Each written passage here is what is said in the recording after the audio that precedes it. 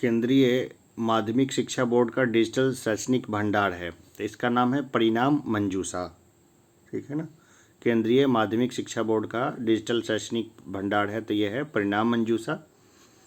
ATP tennis tournament का खिताब किसने जीता? तो ये जीता है डेनियल मेदवेदेव ने। एटीपी टेनिस टूर्नामेंट का खिताब जीता है डेनियल मेदवेदेव ने।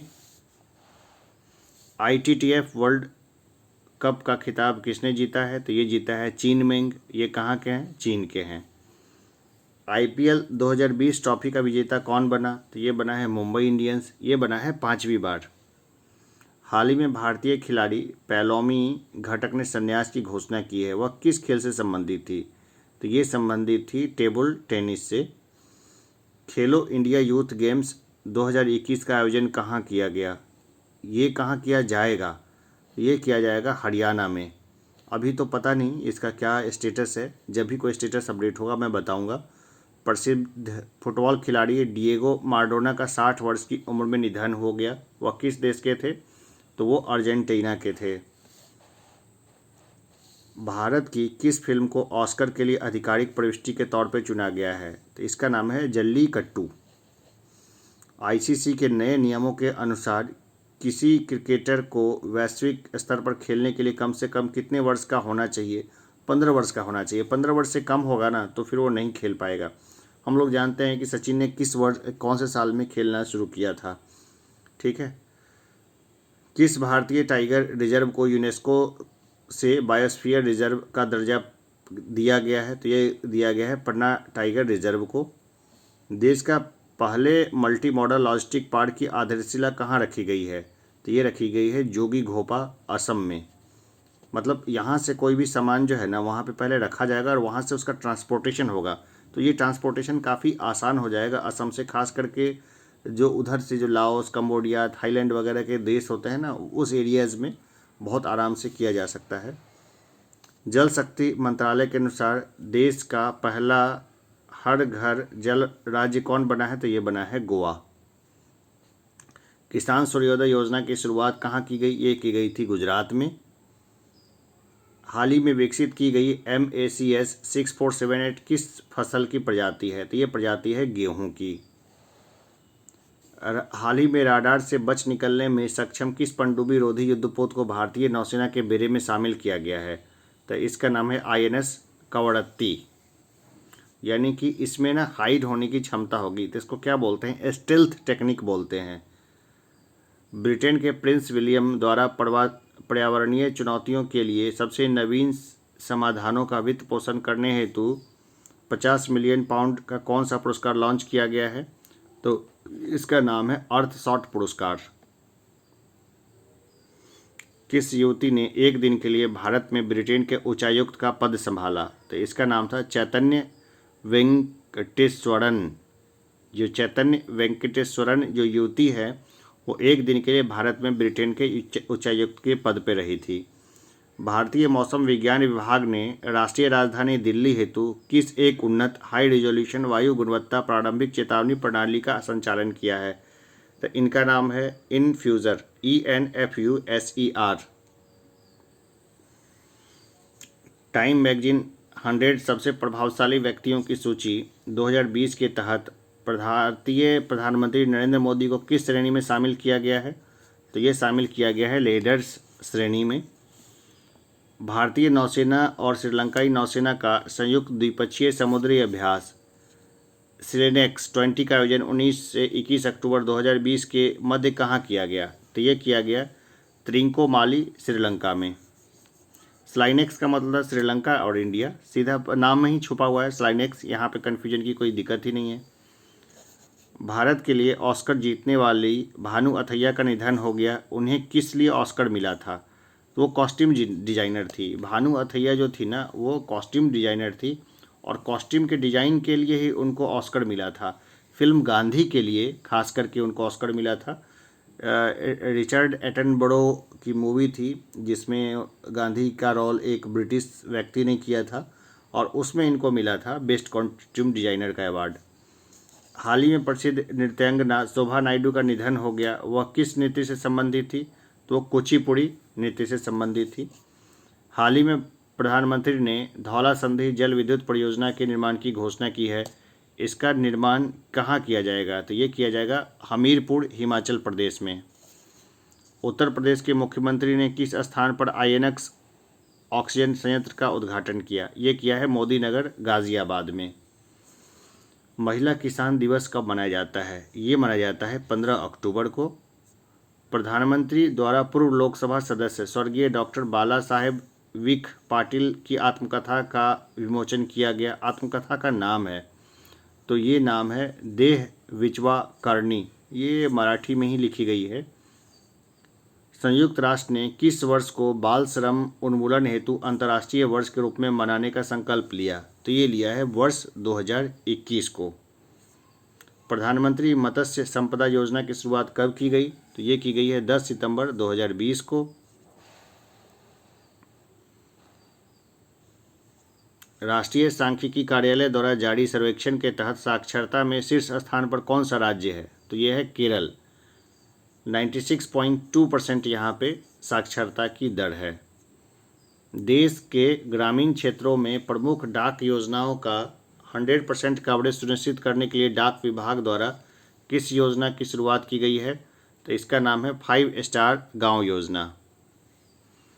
आयुर्वेद शिक्षण एवं अनुसंधान संस्थान कहाँ स्थापित किया जाएगा? तो ये किया जाएगा जामनगर, गुजरात में।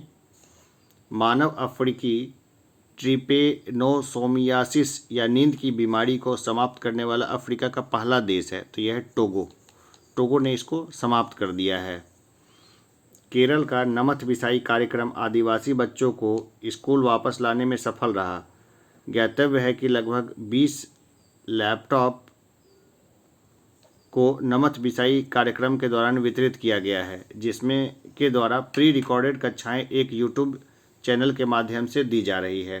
तो ये बहुत ख़ास चीज़ है। अभी हम लोग देख रहे हैं कि जैसे लॉकडाउन लंबा चला था 2020 में, और अभी भी जिस समय मैं रिकॉर्ड कर रहा हूँ ये भी एक लॉकडाउन का पीरियड ही है 2021 में। तो यहाँ पे हम देख रहे हैं कि बहुत सारे जो बच्चे हैं ना ग्रामीण साइड के, वो काफ़ी फ्रस्ट्रेट हो जाते हैं 2 कारणों से। एक तो उनके पास ऐसे यंत्र नहीं है जिससे ऑनलाइन क्लासेस वो कर पाएँ, यानी कि उनके पास मोबाइल फ़ोन, लैपटॉप या पाम टॉप जैसा कोई साधन नहीं है। दूसरा क्या है, साधन है भी तो ग्रामीण क्षेत्रों में नेट का कनेक्शन बहुत पुअर है, और नेट का कनेक्शन ठीक नहीं आने के कारण वो अपनी लाइव क्लासेस खास करके नहीं देख पाते, या जो क्लासेस यूट्यूब पे है उसको सही से नहीं देख पाते, और कई बार तो दिन भर लग जाता है उसको प्रॉपर वे में उसको डाउनलोड भी नहीं कर पाते हैं।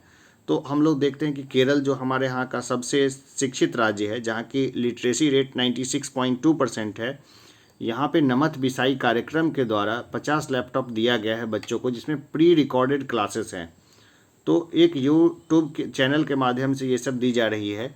तो ये भी अपने आप में एक क्रांतिकारी परिवर्तन है। हम ऐसा अपने तरफ अगर करें तो बहुत ज़्यादा बदलाव लाना संभव है। हमें करना ही चाहिए। देर सवेर हम छोटा सा इनिशिएट कर सकते हैं। एक बार 50 लैपटॉप नहीं, लेकिन एक बार 5 तो बांट ही सकते हैं। आगे हम लोग देखते हैं, हाल ही में बांग्लादेश सरकार मानसून सत्र के बाद कॉक्स बाजार की भीड़ भरे शिविरों से रोहिंग्या शरणार्थी को भाषण 4 द्वीप पर स्थानांतरित करने की प्रक्रिया करने की योजना बना रही है। गौरतलब है कि भाषण 4 द्वीप पर नवनिर्मित सुविधाओं का विकास किया गया है। देखिए, ये जो भाषण 4 द्वीप है ना, ये द्वीप बहुत खतरनाक है, और कई बार जो है नया बना द्वीप है, और कई बार जब बरसात का सीजन आता है ना, जब हेवी बारिश होती है या रेनफॉल या समुद्र का मौसम बदलता है, तो ये भाषण 4 द्वीप क्या है, डूब जाता है। तो हम देख रहे हैं कि रोहिंग्या लोगों के साथ जो है मतलब अच्छा सलूक नहीं हो रहा है। अच्छा सलूक नहीं हो रहा है तो इसके पीछे और कई सारे ग्राउंड्स भी शामिल हैं उसमें। तो हम लोग सारे पक्षों को अभी तो नहीं डिस्कस कर सकते हैं, अभी तो ऑनलाइनर ही पढ़ते हैं। कभी बातचीत करूँगा तो हम लोग उन सारी चीज़ों के ऊपर भी डिस्कस करेंगे। सूचना एवं प्रसारण मंत्रालय द्वारा आयोजित ऑनलाइन देशभक्ति पर लघु फिल्म प्रतियोगिता में पहला पुरस्कार जीतने वाली लघु फिल्म है, तो यह है MI, और इसमें अभिजीत पाल द्वारा निर्देशित है। ये कोविड-19 का पर आधारित स्वास्थ्य मंत्रालय का नया इंटरेक्टिव वीडियो गेम है, तो यह है कोरोना फाइटर्स। भाई भारत सरकार जो है ना, ऐसे उल्टे सीधे काम बहुत करती है। जैसे स्वास्थ्य मंत्रालय का स्वास्थ्य मंत्री हर्षवर्धन जी का मैं ट्वीट पढ़ रहा था, जिस समय उन्होंने बोला था कि तनाव घटाने के लिए आप डार्क चॉकलेट खाइए। फिर डार्क चॉकलेट काफ़ी कॉस्टली है यार, और आम जनता के पास बहुत ख़राब स्थिति है। ये तो वही हो गई कि फ्रांस की राज्य क्रांति के समय उसने बोला नहीं था रानी ने कि रोटी नहीं मिलता है तो केक खाओ। ये इस तरह की बात है, मतलब क्या बेवकूफ़ी लगा रखी है। खैर हम लोग आगे बढ़ते हैं। सुप्रीम कोर्ट के किस पूर्व जस्टिस ने हाल ही में फिजी के सर्वोच्च न्यायालय में न्यायाधीश की शपथ ली है? तो ये ली है मदन बी लोकुर ने। भारतीय महिला हॉकी टीम ने हाल ही में किस देश के हॉकी टीम को हराकर ओलंपिक टेस्ट की प्रतियोगिता का खिताब जीत लिया है? तो ये जीता है जापान ने। फोर्ब्स के अनुसार 2019 में सबसे अधिक कमाई करने वाले अभिनेताओं की सूची में चौथे स्थान पर जो अभिनेता हैं वो हैं अक्षय कुमार। केंद्र सरकार हाल ही में किस राज्य में सुअर पालन विकास परियोजना यानी कि पिगरी डेवलपमेंट प्रोजेक्ट को शुरू करेगी? तो ये करेगी मेघालय में। मेघालय की राजधानी कहाँ है? शिलोंग है। हाल ही में किस राज्य के तिरुड़ पान के पत्ते तिरुड़ वेटिला को भौगोलिक संकेतक ज्योग्राफिकली इंटीग्रेशन टैग का दर्जा प्राप्त हुआ है? तो यह है केरल का। दुनिया भर में विश्व मच्छर दिवस कब मनाया जाता है? तो ये मनाया जाता है 20 अगस्त को। देखिए मच्छरों का भी एक दिवस होता है, और ये मच्छर ना बहुत परेशान करते हैं। जिस समय मैं सुबह में रिकॉर्ड करता हूँ तो बहुत मच्छर तो नहीं है, लेकिन 2-3 मच्छर कहीं ना कहीं से निकल ही आते हैं ना, तो बहुत परेशानी होती है। तो मैं क्या, ये जो आप आवाज़ सुन रहे हैं ना, इस समय मैंने एक मच्छर को मारा है, और ये मैं लेके ही इसको बैठता हूँ, ठीक है ना। ये कि भाई मच्छर काटे तो उसको मार दूँ, क्योंकि बहुत अर्ली मॉर्निंग में इस चीज़ को रिकॉर्ड करता हूँ। हाल ही में किस देश के सुमात्रा द्वीप पर माउंट चिनाबंग ज्वालामुखी में पुनः उद्गार हुआ है? तो ये हुआ है इंडोनेशिया में। सऊदी अरब ने किस देश के लिए अपने ऋण और तेल की आपूर्ति को समाप्त कर दिया है, जिससे दोनों देशों के बीच दशकों पुरानी दोस्ती खत्म हो गई है? तो ये किया है पाकिस्तान के लिए। पाकिस्तान थोड़ा उछल रहा था, सऊदी अरब वगैरह की निंदा कर रहा था, तो वैसे में सऊदी अरब ने उसे अपने पुराने कर्जे वगैरह वापस मांग लिए, तेल वेल की आपूर्ति का क्रेडिट वगैरह कैंसिल कर दिया। अब पाकिस्तान उससे अपने रिश्ते को सुधारने की कोशिश कर रहा है। देखिए अभी इंटरनेशनल रिलेशन में काफ़ी कुछ बदलने वाला है, तो हम लोग उसके ऊपर में फिर चर्चा करेंगे कि क्यों बदलने वाला है। हाल ही में किस राज्य की नगर निगम शहरी निवासियों को वन अधिकार पत्रक प्रदान करने वाला पहला राज्य बन गया है? तो ये बन गया है छत्तीसगढ़। हाल ही में किस मंत्रालय ने स्वच्छ भारत मिशन अकादमी का शुभारंभ किया है? तो ये किया है जल शक्ति मंत्रालय ने। किस राज्य में पहला रेशम प्रशिक्षण व उत्पादन केंद्र स्थापित किया जाएगा? तो ये किया जाएगा अरुणाचल प्रदेश में। स्लीपिंग सिकनेस को समाप्त करने वाला पहला अफ्रीकी देश है? तो यह है टोगो। भारत का पहला अंतर्राष्ट्रीय महिला व्यापार केंद्र कहाँ स्थापित होगा? तो ये होगा केरल में।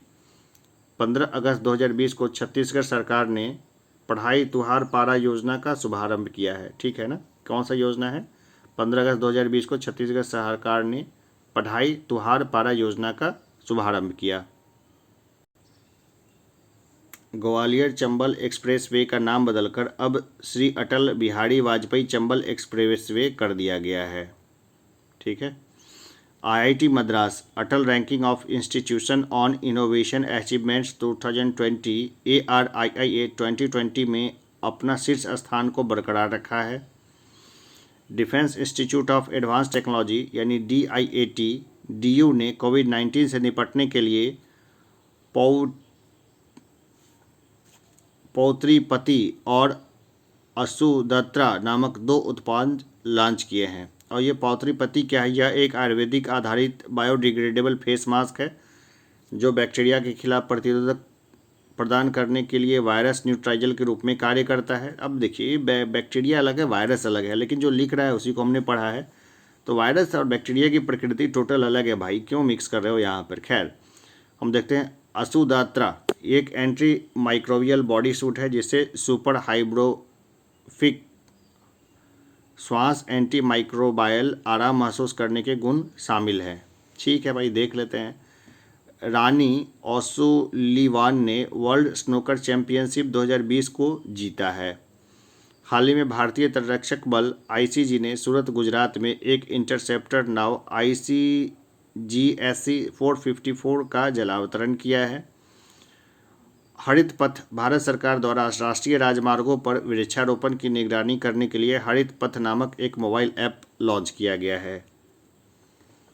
हाल ही में चीन ने पृथ्वी का अवलोकन करने के लिए गाओफेन 905 उपग्रह का सफलतापूर्वक लॉन्च किया है। हाल फिलहाल उसने मंगल पर भी एक अभियान भेजा है अपना, हम लोग उसको भी देखेंगे।